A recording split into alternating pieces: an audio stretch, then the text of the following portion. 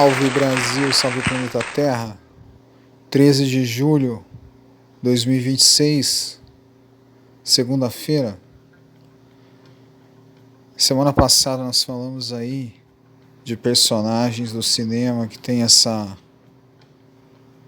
transtorno de identidade, que analisam o vazio em atitudes extremas. Aproveitando essa toada, vamos falar de um filme mais recente, Demolition, atuando aí Jake Gyllenhaal, um dos grandes atores de sua geração, interpreta Davis, que perde a sua esposa no acidente de trânsito.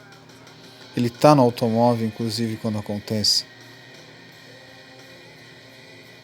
E Davis, ele não consegue lidar com o luto, ele não consegue chorar, não consegue se expressar de maneira convencional, como geralmente, na verdade, a gente entende como o luto acontece. Filme de diálogos corajosos, cenas insubstituíveis, um roteiro muito bem amarrado aí, que não se curva aos clichês, né? E também vai mexer um pouquinho com você se você tiver algum tipo de trauma aí mal resolvido. Por isso, não sei se eu recomendo para você que perdeu alguém numa situação parecida e que não conseguiu superar isso de maneira, não digo que totalmente, né? Mas de maneira consciente e saudável aí. Davis, que é o personagem interpretado pelo Jake Gyllenhaal, não consegue chorar, mas no início você sente que ele tenta reprimir isso,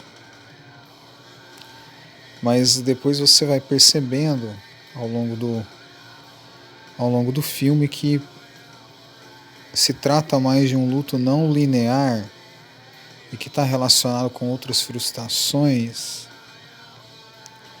perguntas não respondidas, né?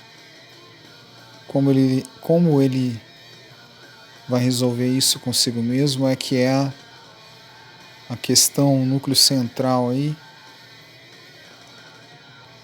O próprio nome sugere, demolindo coisas, mas no começo ele desmonta as coisas.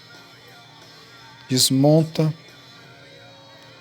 porque ele tem a ânsia de descobrir o que existe por dentro. Então ele desmonta aparelhos eletrônicos, né? Pedacinho por pedacinho.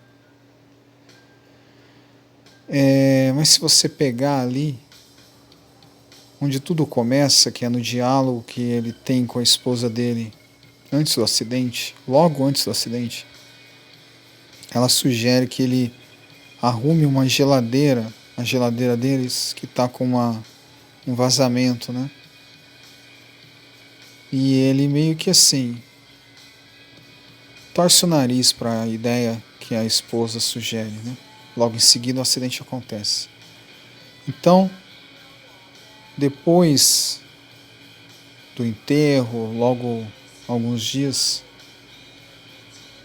ele se vê de encontro com essa tarefa de desmontar a geladeira para tentar resolver, e ali ele destrói a geladeira, ele não consegue arrumar absolutamente nada.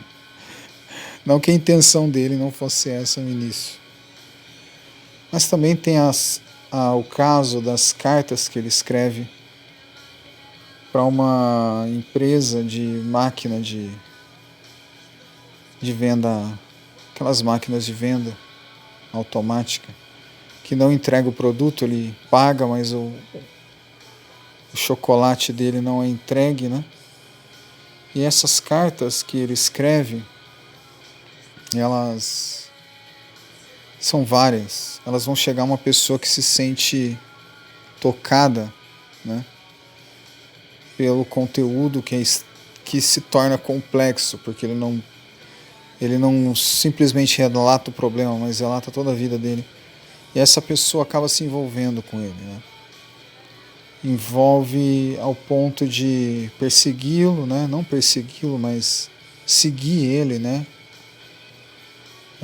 Até que eles se encontram em definitivo, e aí vai rolar uma paradinha que não é necessariamente um romance, mas mais uma amizade sincera entre um homem e uma mulher, que é uma coisa assim raro de ser visto nessas histórias, né? Além do caso do filho dela, que aí vou deixar para você assistir, né? Só digo que é uma coisa assim bem construída, né? E as cenas em que ele escapa disso, não só destruindo as coisas, que você imagina que ele vai se tornar um totalmente autodestrutivo, e isso de certa maneira acontece na casa, marretando a própria casa, mas também a forma libertadora como ele encara a vida depois disso, até de uma maneira infantil, adolescente, assim, dançando pela rua, ouvindo música, fugindo totalmente dos padrões. Então, no fundo, você entende que, pelo menos é esse o cerne. Existem outras particularidades, mas o meu tempo é curto aqui. Existe aquela coisa de reconstrução pela destruição, né? E que o luto não é linear, e que talvez a esposa dele, antes de partir, que depois se mostra também que tinha problemas inclusive de fidelidade com ele, que ele vai descobrir mais tarde,